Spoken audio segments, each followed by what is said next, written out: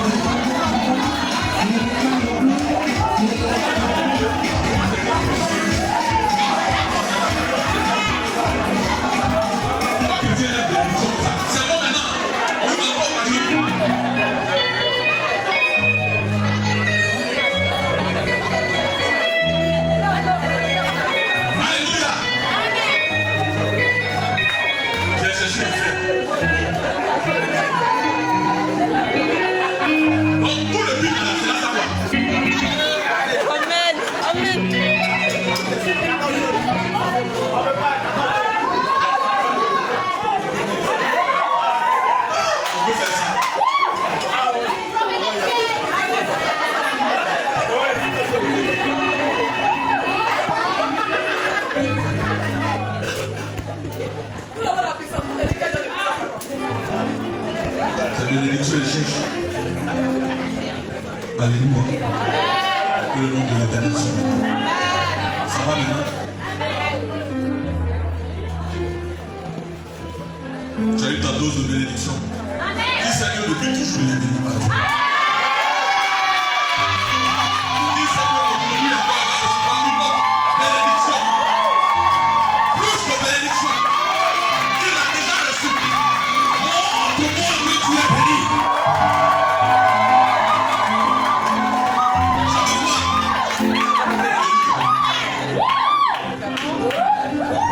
Tout ce que tu fais est... Il est merveilleux notre Dieu. Son œuvre est implacable. Quand tu t'approches de lui, tu ne fais que découvrir une autre facette de toi. Tu t'approches de lui, sa lumière qui t'illumine te pousse à voir une autre partie de toi qui était tout le temps plongée dans l'ombre. C'est pas facile la vie humaine. Ça dépend du lieu où tu nais. Si tu nais dans un lieu où tu ne fais que subir, tu n'arrives plus à t'exprimer. Tu es en plein air, bien que tu sois en plein air, tu es comme prisonnier. Tu ne peux pas parler, te mouvoir. Et ça depuis notre enfance. Ces choses ont conditionné notre personnalité. Avancer, c'est compliqué. Plaire aux autres, ça demande du temps, de l'expérience. Souvent tu tombes. Et un jour, l'Éternel Dieu t'appelle. Malgré ce que le monde dit de toi, malgré ce que tu penses être, il dit tu es mon enfant. C'est toi j'ai vu comme solution, comme personne à envoyer au devant des autres, des frères. Pour que eux aussi puissent connaître ma lumière. Pendant ce temps, on ne se réjouit pas de ce que Dieu nous envoie. Non. On se lamente plus. Parce que là où on était, tout le monde s'acharnait sur nous. Personne ne voulait qu'on brille. Parce que dès que tu brilles, il y a des gens qui vont te rappeler que tu n'es rien. Dès que tu réussis, il y a des gens qui vont commencer à murmurer. S'ils n'étaient pas sorciers avant, s'ils n'avaient pas de puissance des ténèbres avant, leur bouche fera le travail. S'ils n'avaient pas d'énergie pour aller chercher du travail, ils auront de l'énergie pour aller te nuire. Il y a d'autres même qui se lèvent contre ta fiancée ou ton fiancé, qui vont lui dire des choses. Bref, Amen. Le monde, c'est pas facile d'y vivre. Et le Seigneur le sait.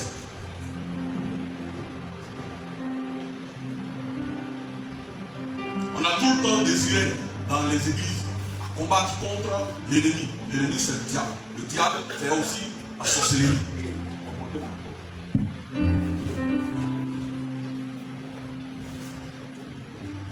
Et à force de combattre,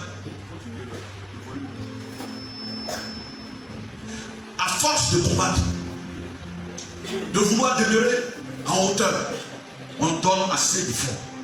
On veut s'entourer de bonnes personnes. C'est difficile. Ce qui est grave, c'est que les personnes qui pourront t'aider ou reconnaître ton mérite, ce que tu vaux, sont rares.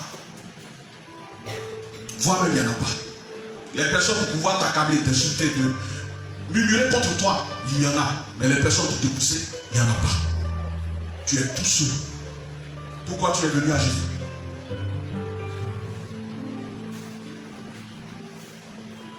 Personnellement, c'est parce qu'il y avait une vie dans moi.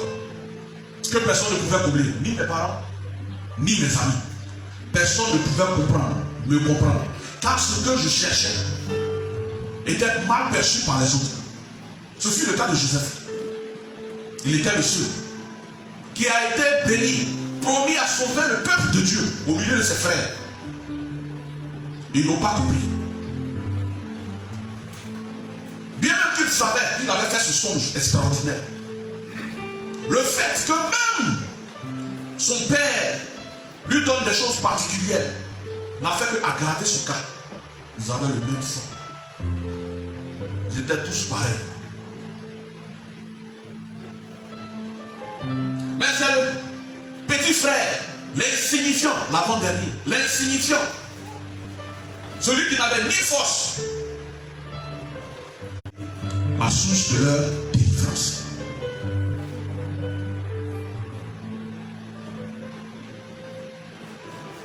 Comme Joseph, plusieurs parmi nous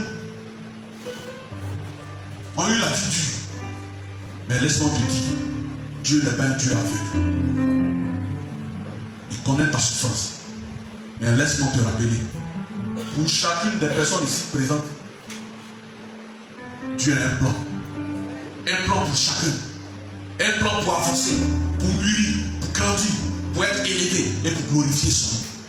Un plan où on sera la boussole, la pierre angulaire, le chemin par lequel plusieurs personnes pourront trouver le salut.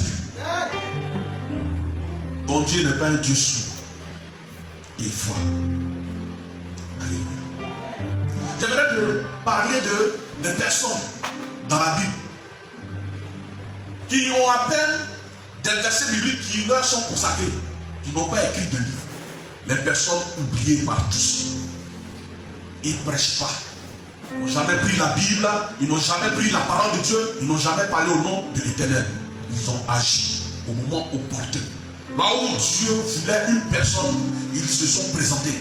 Ils n'étaient pas forts. Ils n'avaient pas l'onction. Ils n'avaient pas la puissance. Ils avaient seulement, pour certains, un seul don. Le don de songe. Le reste, c'est eux-mêmes qui s'en sont occupés. Je vais te parler de Joseph. Père de Jésus. Pas le père biologique. Le père attentif. Tu fouilleras la Bible, peu de versets lui sont consacrés. Des trois mages a su qu'il y avait le roi, un juif qui était né. Et il voulait savoir où il se trouvait. Dès le départ, Jésus-Christ était menacé. Sa vie était menacée. Ça, c'est quand il est né. Mais avant cela, Joseph, fiancé à Marie, voit sa future femme être enceinte. Quand on lit la Bible, on prend cela à la légère. Oui, ça va aller. Mais de toi à moi, est-ce que toi tu peux accepter ça?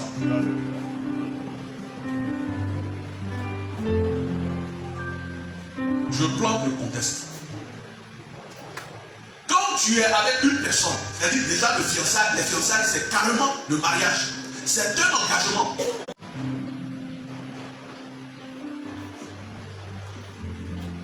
Tout le monde à cette époque recherchait la pureté, la sanctification.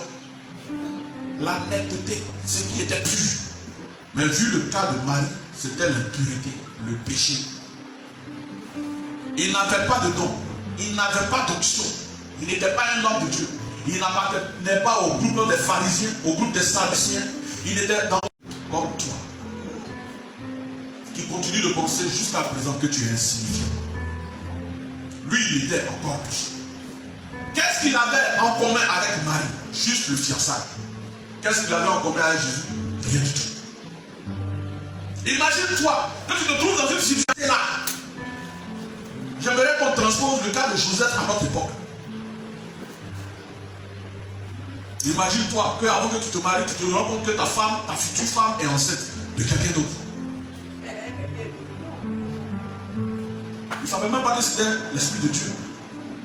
C'est parce qu'il ne le savait pas que l'Esprit de Dieu est allé se révéler à lui en un songe. L'enfant qu'elle porte est de Dieu. De certaines personnes dans la Bible, ce n'est pas Joseph son nom. Joseph est le premier. Pour que tu comprennes que peu importe ta position, tu es important pour Dieu. Il y a le premier Joseph dont j'ai parlé. Le deuxième Joseph dont je suis en train de parler. Il y a un troisième Joseph. Joseph d'Arimathée. Qui le connaît?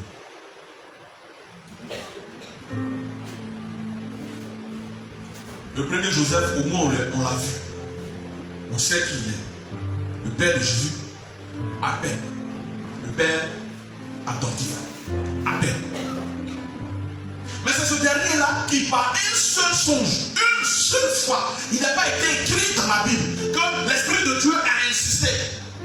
Ça révélé plusieurs fois à lui pour lui, l'enfant qu'elle porte est du Saint-Esprit. C'est l'Esprit de Dieu qui l'a couvert. Il n'a pas été dit, mais seulement qu'une seule fois. N'aie crainte. Elle ne t'a pas trahi. Elle a été choisie par le tant d'autres pour porter l'enfant saint, le fils de la promesse.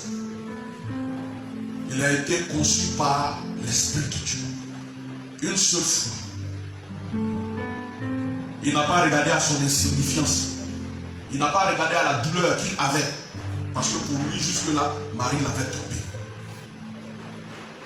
Il savait qui était Dieu. Comme toi, il fréquentait les lieux de prière. Il avait son travail. Un quotidien. Mais sans qu'il ne s'y attende. Parce qu'il s'est lié à une personne qui n'était pas dans son programme. Surtout dans cette dimension. Parce qu'il s'est lié, Dieu l'a utilisé. C'est comme toi aujourd'hui. Tu viens dans cette communauté. Tu ne sais pas souvent ce que tu lui fais. Tu vois le Seigneur. Ton cœur est ailleurs. Mais parce que tu es collé, Dieu peut t'utiliser pour glorifier son nom dans ce lieu.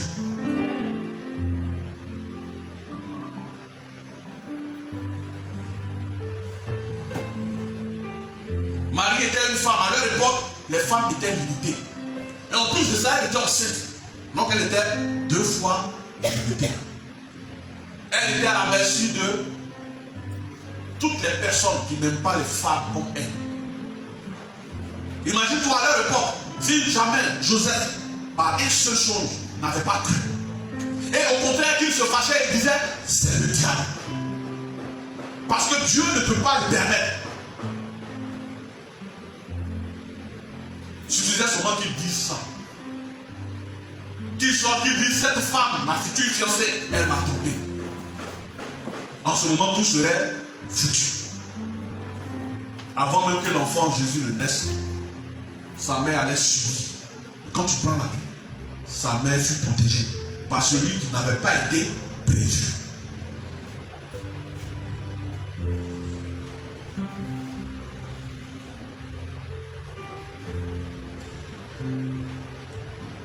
Joseph n'a jamais prêché. Il n'a jamais écrit aucun livre. Mais Dieu l'a appelé juste. Sa simple obéissance a suffi à faire avancer le plan du salut. La discrétion n'annule pas l'onction. Il a obéi sans débattre. À chaque fois que l'ange lui parle, Joseph ne discute pas, il obéit.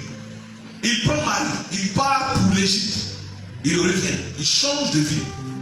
Parfois, la plus grande foi se manifeste sans un mot, mais dans un pas. L'obéissance rapide est un langage que Dieu comprend. mieux que les prières longues.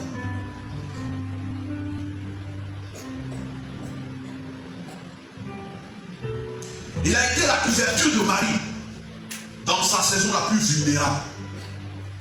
Lorsque Marie était enceinte et incomprise, Joseph a été son abri, son refuge, son roc silencieux. Parfois, Dieu place dans ta vie un Joseph pour couvrir ta grossesse spirituelle. Cette saison où tu portes quelque chose que le divin, que personne ne comprend.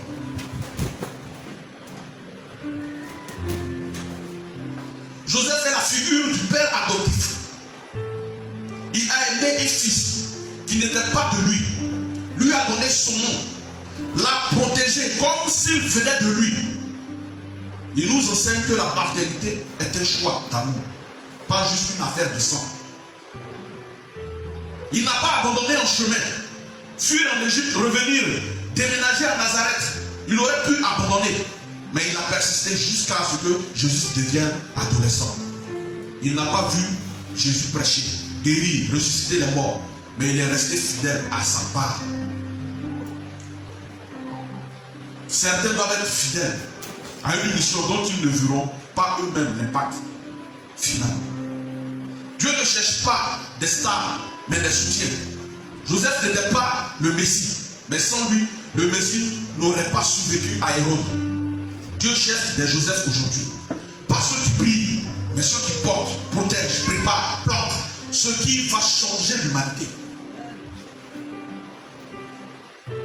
Il a choisi de perdre sa réputation pour protéger celle de Marie. Joseph a failli passer pour un homme naïf, manipulé ou cocu. Il a préféré perdre son honneur plutôt que de saluer l'œuvre de Dieu. Les vrais serviteurs préfèrent souffrir dans l'ombre plutôt que de salir ce que Dieu est en train de faire.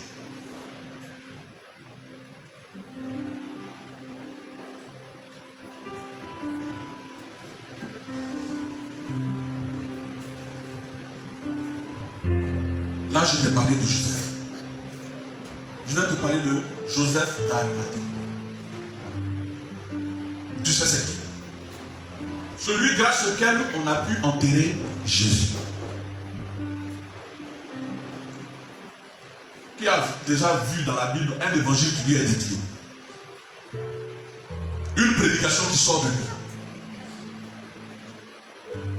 Pendant que ceux qui, après la mort et la résurrection de Jésus, ont prêché, accompli des miracles. Pendant que ces derniers-là, avant d'arriver là-bas, fuyaient le corps de Jésus, fuyaient pour sauver leur vie, parce que Jésus-Christ était cloué à la croix. Il y avait une seule personne. Dans toute la Bible, dans tout ce que vous connaissez dans la Bible. Plus tard, on dira que Nicodème va s'approcher de ce Joseph pour aller ensevelir Jésus. Mais c'est grâce à Joseph d'Arimathée que Jésus a pu être enseveli. C'est sa tombe, la tombe familiale, toute neuve qu'il a conçue pour lui-même sa propre mort. C'est pas dédié à quelqu'un. C'est pas fait pour quelqu'un d'autre. Il n'avait jamais prévu ça pour qui que ce soit. Il a rencontré Jésus-Christ une fois. Il a été converti une seule fois. Sa foi en Jésus-Christ a grandi et ne s'est jamais éteinte. Et quand le Père était à la croix, pendant que d'autres étaient en train de fuir, d'autres se lamentaient, lui, il avait déjà prévu dans son cœur de l'honorer. Il n'était pas fait. On ne savait même pas qui il était. Il n'a cité que pour ce événement. Quelques versets lui sont consacrés juste pour ça. Mais l'acte qu'il a posé a permis à l'humanité de voir un ange ouvrir la porte, ouvrir la tombe, rouler la pierre qui était juste devant l'entrée pour laisser un Jésus conquérant, victorieux, sorti parce qu'il était ressuscité.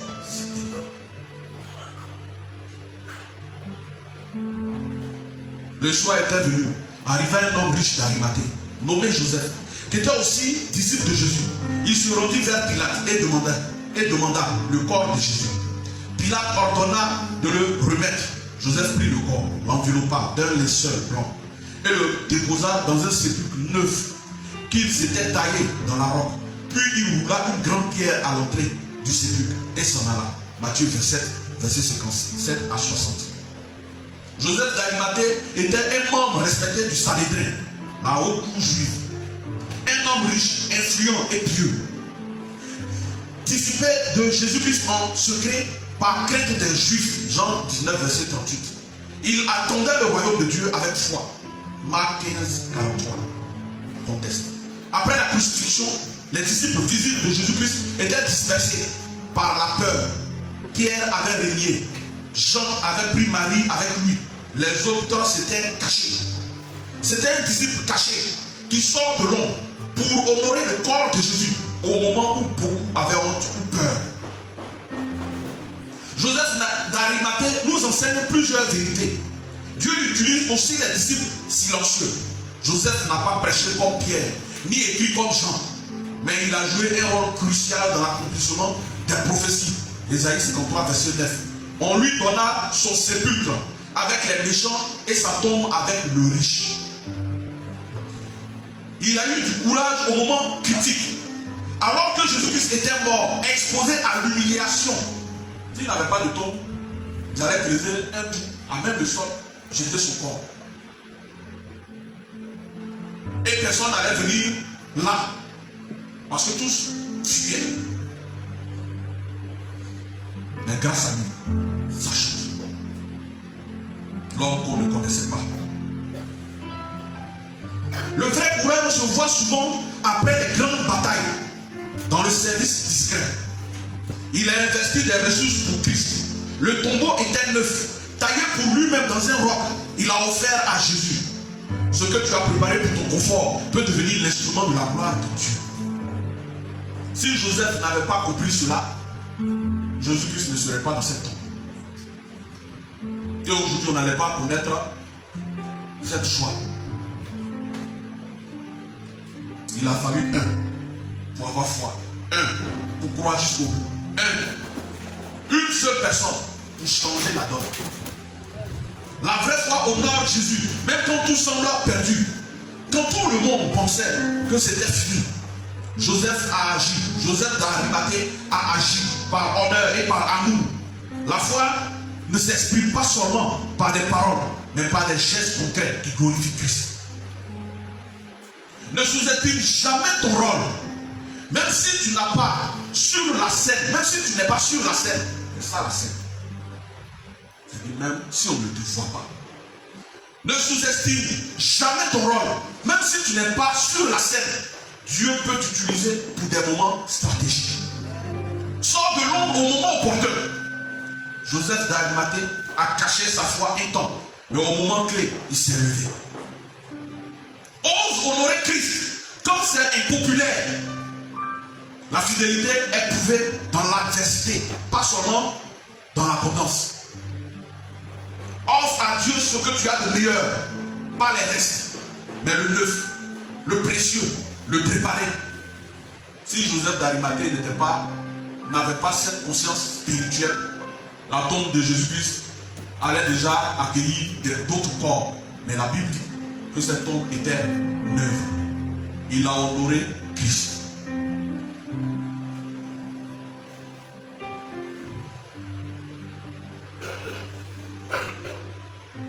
Joseph d'Arimathée est un modèle de courage discret, d'honneur pour Christ, de générosité sacrée, d'obéissance prophétique.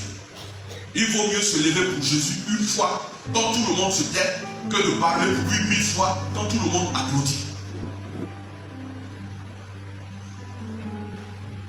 Il y a encore d'autres personnes comme c'est Joseph que je viens de citer. Et quand je dis d'autres personnes, ils sont nombreux. Vous ne pouvez même pas imaginer ceux qui ont travaillé dans l'ombre pour que tout ce que Jésus-Christ a fait puisse être. Il y a certaines personnes qui pensent que le ministère de Christ a été fait par la seule puissance de Dieu. Non. La puissance de Dieu, certes, elle travaille.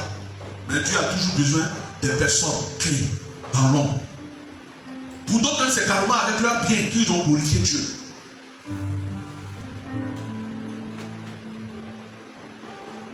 D'autres, c'est par leurs efforts, leurs prières. Amen.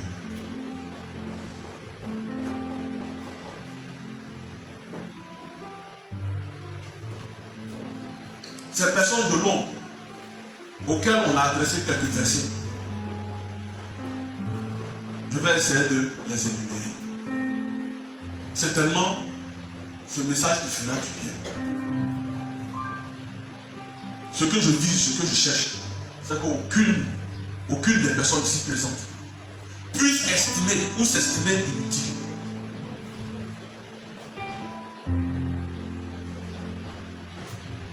Marie de Béthanie, elle a parfumé Jésus-Christ avant la croix. Quand les disciples discutaient, elle discernait. Par ton offrande, tu peux oindre l'appel de quelqu'un. Les femmes disciples, Luc 8, elles ont financé Jésus-Christ sans chercher la gloire. Oui.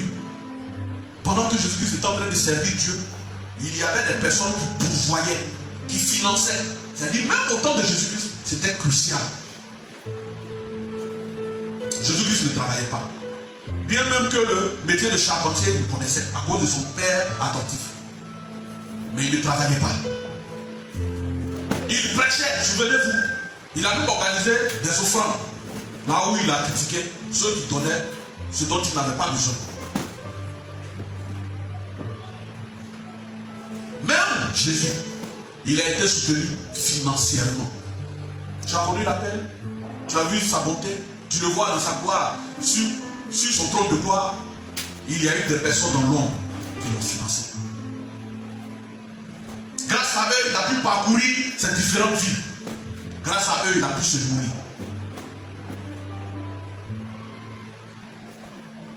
Les femmes disciples, elles ont financé Jésus-Christ sans chercher la gloire. Elles n'étaient pas sur scène, mais sans elles, pas de scène. Soutenir l'œuvre,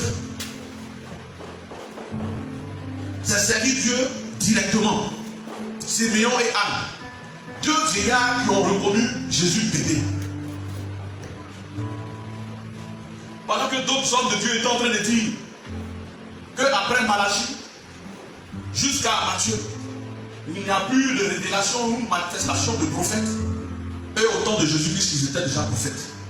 Et ces deux personnes, hommes comme femmes, au moment où les Sadducéens, les pharisiens, le souverain sacrificateur ou les sacrificateurs ne reconnaissaient pas en Jésus-Christ, Fils de Dieu, eux déjà, dès l'enfance, là où Jésus-Christ était encore nouveau-né, ils ont reconnu en Jésus-Christ la manifestation de Dieu le Père. Imagine-toi, l'Esprit de Dieu vient sur toi. Tu enfantes. Souvent les doutes persistent quand tu es tout le temps en danger. Mais ça va. Et un jour, Dieu utilise des personnes. Alléluia. C'est quoi? C'est ma prédication là qui te fait dormir. Au trône. C'est que vous attendez des bons moments pour être au trône. Montre-moi que tu es là.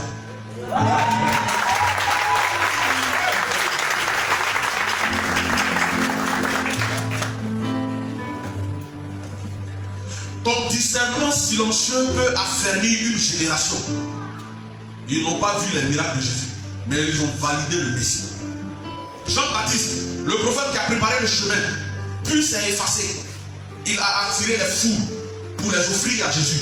Il faut être grand pour s'effacer au bon moment. Le propriétaire de l'âne, il a prêté un âne. Et Jésus-Christ est entré à Jérusalem. Il connaît son nom. Il connaît la couleur de sa peau. Mais sans lui, Jésus-Christ n'aurait pas d'âme. On ne le connaît pas.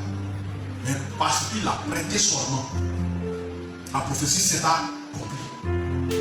Il est sorti de nulle part. Il a été utilisé par Dieu. Ne te néglige pas. Encore moins ce que tu as.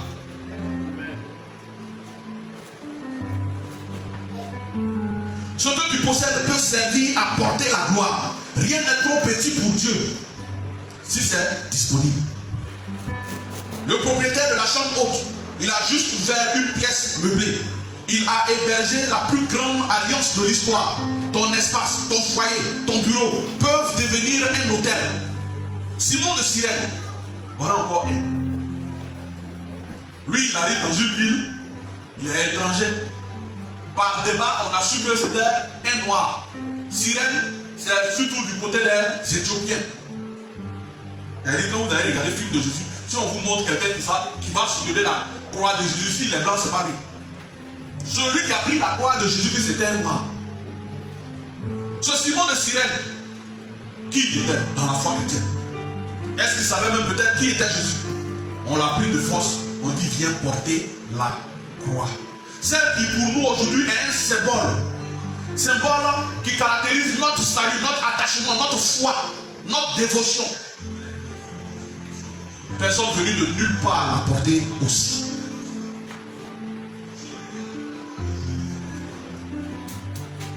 Joseph d'Arimathée, il a offert son tombeau au roi des rois. Même dans la mort, il a honoré la vie. L'honneur dans l'ombre est remarqué dans le ciel. Nicodème, pharisien de nuit, disciple du jour au tombeau. Il a protégé le corps de Jésus-Christ quand les autres fuyaient. Dieu connaît ceux qui viennent en secret avec sincérité. L'enfant au pain et au poisson. Ils s'en souviennent. Où Jésus-Christ a multiplié les pains. Cet enfant-là qui avait ses différents paniers, qui le connaît? Qui connaît son nom? Vous les enfants qui dites, on est encore enfant, nous sommes insignifiants. Dieu il fait ce qu'il veut, qui il veut, quand il veut. Car s'il a besoin de toi, il glorifiera certainement son nom avec ce que tu as. Ce que tu es, c'est déjà suffisant. Cet enfant, ce qu'il avait dans ses mains, c'était juste pour inviter. Mais parce qu'il a rencontré le Christ, parce qu'il a rencontré Dieu, cela a été multiplié. Il a donné un goûter. Jésus a nourri une foule. Ce que tu donnes en toute innocence peut déclencher un miracle mondial. Ne sous-estime jamais ton petit oui.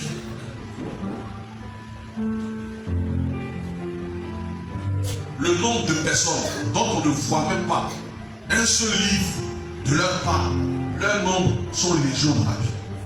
Ce ne sont pas seulement ceux qui ont accompli des miracles, qui ont provoqué ou qui ont favorisé ces miracles. Il y a eu toujours d'autres personnes dans l'ombre.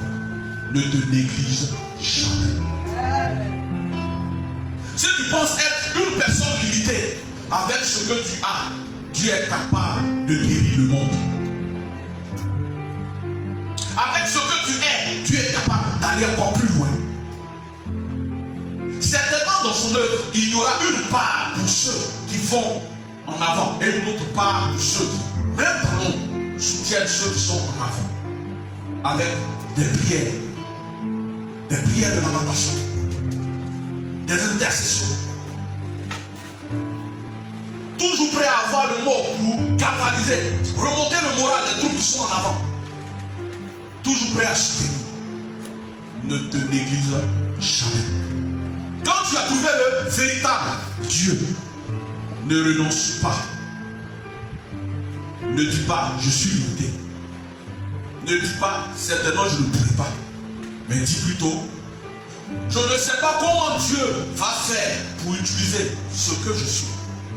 Car moi-même, je n'arrive pas à m'en sortir, je n'arrive pas à m'utiliser. Mais je sais une chose, parce que je lui appartiens, certainement il va m'utiliser pour me glorifier. Que le nom de l'Éternel soit. Tu vas te tenir debout. Peut-être aujourd'hui tu es un Joseph. Un Joseph, père adoptif de Jésus. Celui qui en cachette et grâce au vision pose des actes qui sauvent le. Un Joseph d'Arimathée. Celui qui, avec ses pieds, agit conséquemment et glorifie l'œuvre du Christ. Peut-être tu es un Mardoché, celui sans lequel on n'aurait jamais appris l'existence d'Esther, celui sans lequel on n'aurait jamais appris la délivrance du peuple de Dieu. Certainement tu es Boaz. Celui grâce auquel Jésus-Christ a eu une lignée à partir de lui, à Boaz. Certainement tu es une femme dans Luc 8 qui a soutenu Jésus-Christ. Dans l'ombre, on ne te connaît pas. On ne sait pas qui tu es. Mais il y a une chose qui est sûre. Le Seigneur sait ce dont tu es capable. Car lui, il est dans ta vie. C'est un Dieu complet. Agissant pour son œuvre, pour le salut du monde, ne te néglige jamais. Ni le peu que tu as, car il utilise ce que tu as. Il complète ta vie. Ne néglige pas ce qui est en ta possession, ta vie, comme ce que tu possèdes comme bien.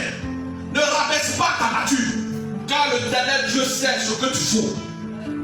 Il a juste besoin d'une chose, que tu crois en lui, que tu crois en ce qu'il est capable de faire. C'est un Dieu agissant. Et quand il te dit que tu ne seras plus jamais à la queue mais à la tête, que tu seras élevé, que tu seras la lumière du monde, crois, car sa parole s'accomplira certainement. Ton Dieu est un Dieu complet et il n'oublie personne. Mais toi, crois. Crois en ce qu'il est capable de faire. Prie maintenant. Si avant tu te négligeais, prends l'engagement de ne plus te négliger parce que tu lui appartiens. Si avant tu disais les choses sur ton compte, comme quoi tu n'étais pas digne d'être reçu par lui, change de parole. Dis plutôt, avant je ne savais pas qu'une personne comme moi pouvait être utilisée, mais au travers de ta parole, Jésus. Me voici. Utilise-moi.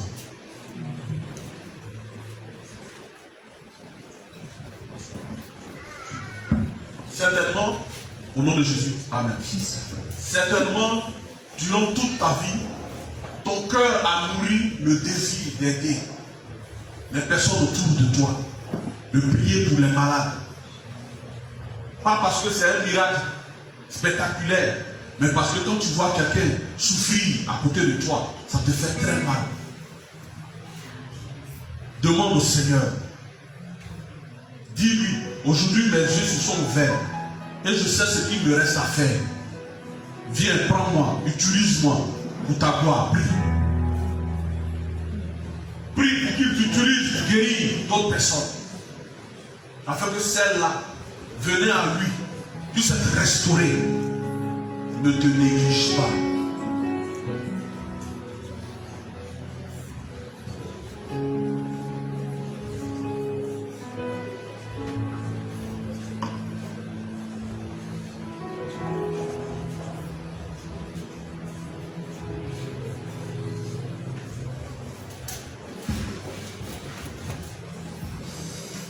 Tu as reçu l'appel de Dieu.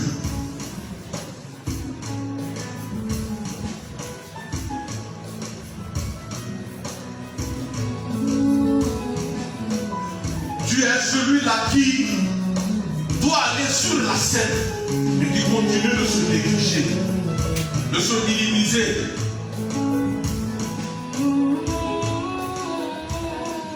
Tu te poses toujours des questions sur ton compte.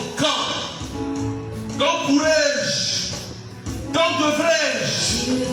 Quand puis-je? Qui t'a dit que Dieu t'a oublié? Qui?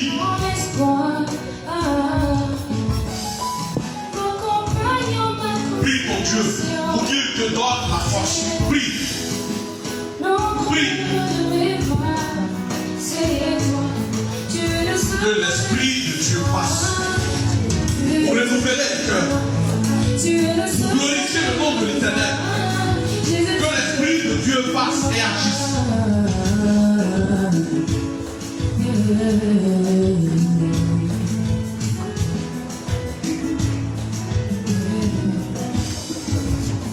Tu es mon ami.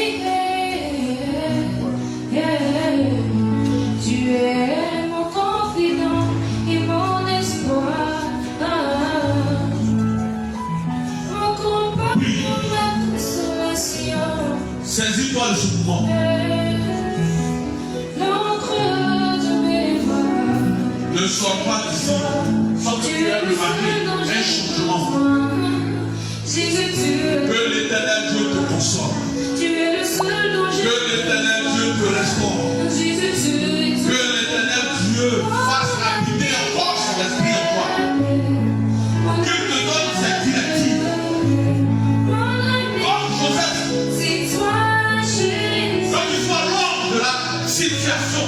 Mon papa, c'est toi. Comme Mardoché, l'homme de l'ombre,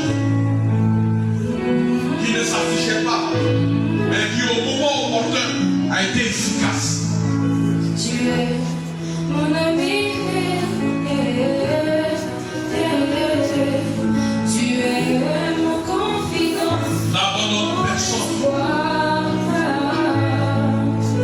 Achète puissamment. Compagnon, ma consolation. Restaure avec eux. Car eux aussi, pardon, tu les as appelés pour être efficaces pour ton œuvre, pour glorifier ton nom. Tu es le seul dont j'ai besoin. Jésus, tu es tout. Ne lâche personne. Tu es le seul dont j'ai besoin. Jésus, tu es Ne lâche personne. mon ami. Mon ami, c'est toi. Ne lâche personne. Mon papa, c'est toi, Jésus. Le temps est arrivé pour toi de sortir de l'ombre. Le temps est arrivé pour toi pour ne plus te minimiser. Car ton Dieu est un Dieu complet. Un Dieu qui ne change pas. Il t'a fait des promesses. Il exaucera ses promesses. Tu ne savais pas comment il te voyait. Maintenant il te voit. Maintenant tu sais. Maintenant tu sais. Maintenant tu sais. Tu avais dit, le Seigneur m'a oublié. Maintenant tu sais.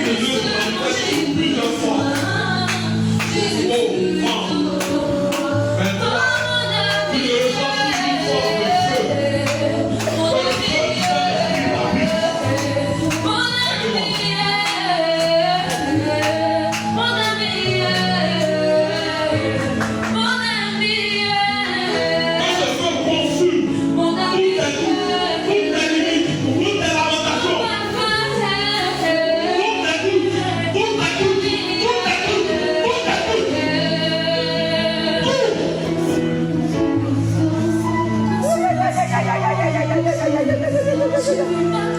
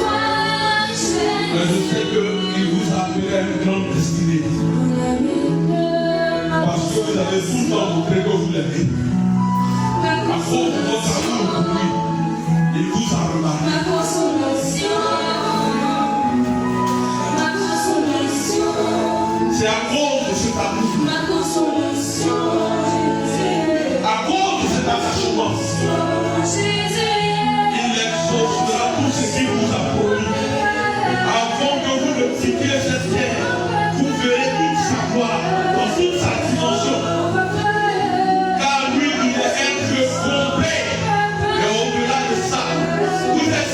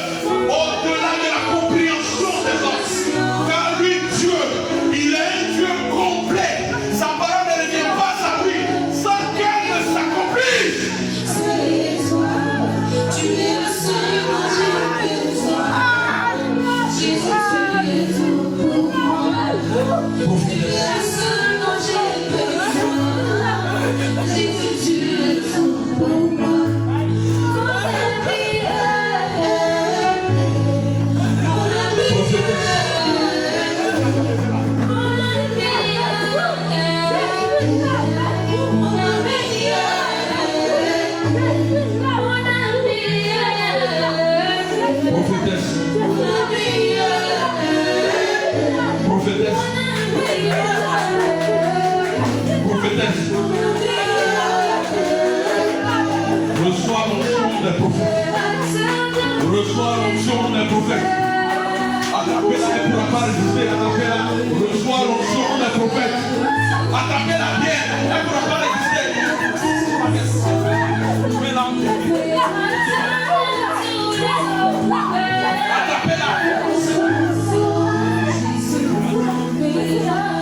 Attrapez-la.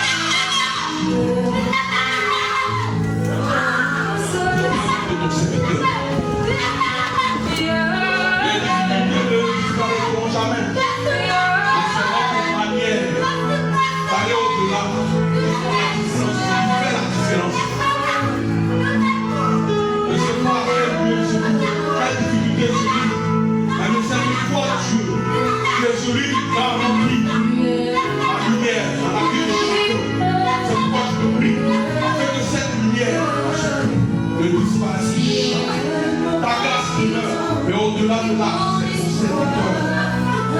Elle appelait aussi, pas qu'il l'ait décidé, car toi tu l'as décidé. C'est ton serviteur, un homme de Dieu. Celui-là que tu as appelé prêcher de ta part, car il te connaît. Il a déjà expérimenté la vie avec toi. Il sait de quoi tu es capable. Sa foi est en toi. Il sait, il sait, il sait, il sait. C'est pourquoi Jésus nous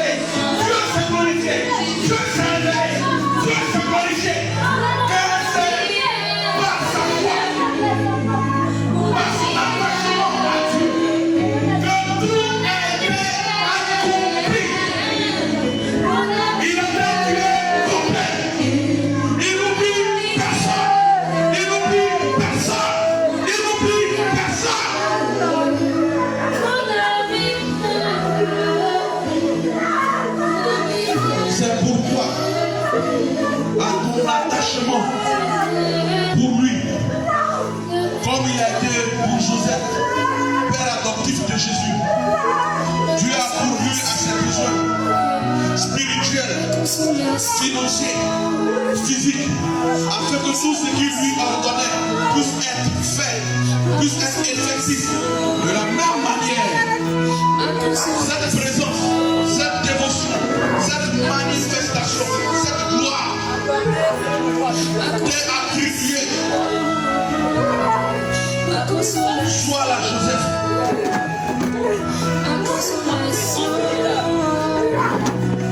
De ce siècle, de cette communauté, sois celle auquel Dieu pourvoit les besoins, donne la quiétude, mais qui dans notre vie est incomparable, est imparable, est irremplaçable.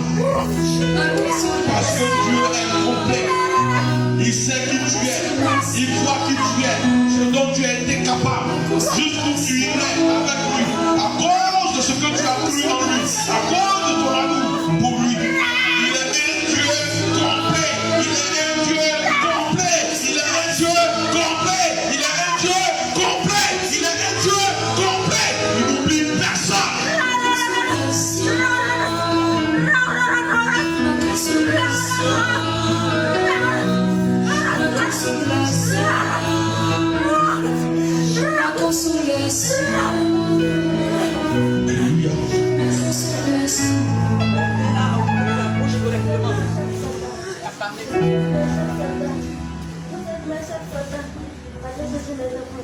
Vous êtes mes chefs soldats.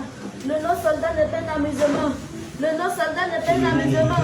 Le non-soldat n'est pas un amusement. Que le nom de l'Éternel soit béni. Est-ce qu'on peut acclamer le Seigneur?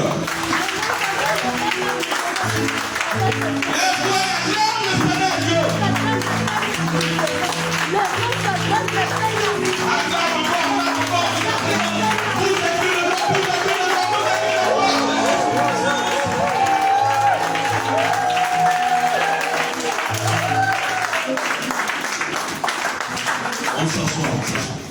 Laissez-les en place.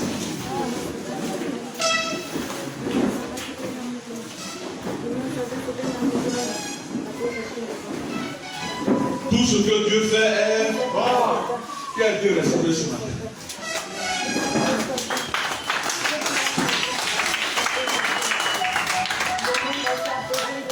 Sachez ceci, au travers de ce message qui a été donné, comprenez que Dieu est un Dieu bon.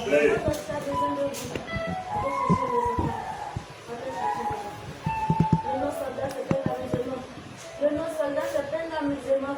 Allez chercher les enfants. Allez chercher les enfants. Ils ont besoin de vous. Ils ont besoin de vous. Je n'ai plus le temps. Je n'ai plus le temps. Je suis pressé. Je suis pressé. Mes chers soldats. Mes chers soldats. Mes chers soldats. Allez chercher les enfants. Mes chers soldats. Allez chercher mes enfants. Allez chercher les enfants. Il est là. Il est là. Je n'ai plus le temps. Je n'ai plus le temps. Partez chercher mes enfants. Vous êtes mes chers soldats. Partez chercher mes enfants. Vous êtes mes chers soldats. Partez chercher mes enfants. Je n'ai plus le temps. Je n'ai plus le temps. Je suis pressé. Je suis pressé. Le temps trop coulé. Le temps trop coulé. Partez chercher mes enfants. Je n'ai plus le temps. Alléluia. On peut acclamer encore aussi. Je pense que le message est clair. On n'a pas besoin d'explication. On est habitué à cette routine. Cette tradition voulait que l'église, on passe à ministère. Mais là, s'il a créé un mouvement qui regroupe tous les ministères et églises, c'est parce que le temps est proche. Il n'y a pas une autre dénomination. On t'appelle chrétien, mais là on te dit soldat. Ça veut tout dire. Ceux qui y sont, c'est pour juste exécuter l'œuvre de Dieu, ce à quoi Dieu nous a appelés. Et quand tu regardes bien la structure du mouvement, à la base, c'est une rencontre directe, non pas avec l'homme de Dieu, mais avec Dieu lui-même. C'est pour te dire à quel point c'est important, ou à quel point le retour de Jésus-Christ est proche. Jésus-Christ veut sauver un maximum de personnes.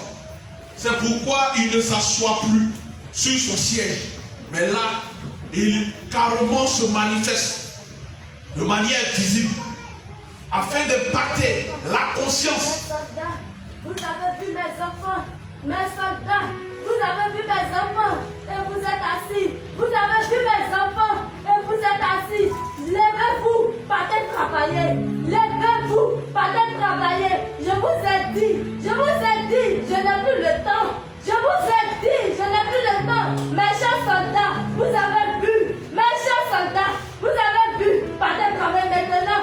Partez travailler maintenant. Mes enfants ont besoin de moi. Ils ont besoin de moi. Je n'ai plus le temps. Je suis pressé. Je suis pressé. Je vous ai dit. Je vous ai dit. Je suis pressé. Je suis pressé. Je n'ai plus le temps. Je n'ai plus le temps. Partez travailler. Partez travailler. Je n'ai plus le temps. Alléluia. Alléluia. Que le nom du Père soit béni.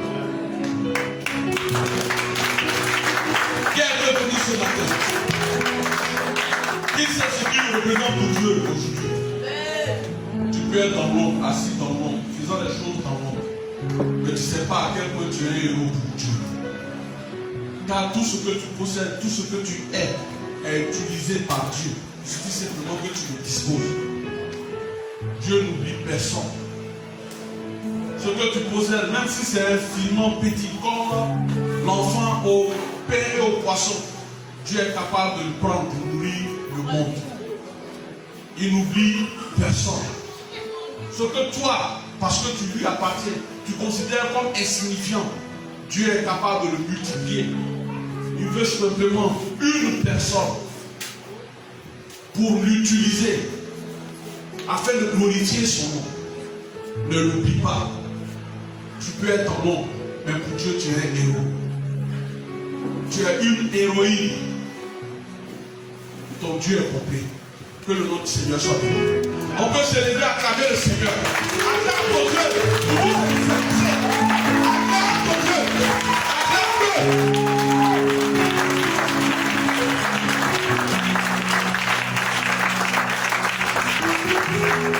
Acclame-le.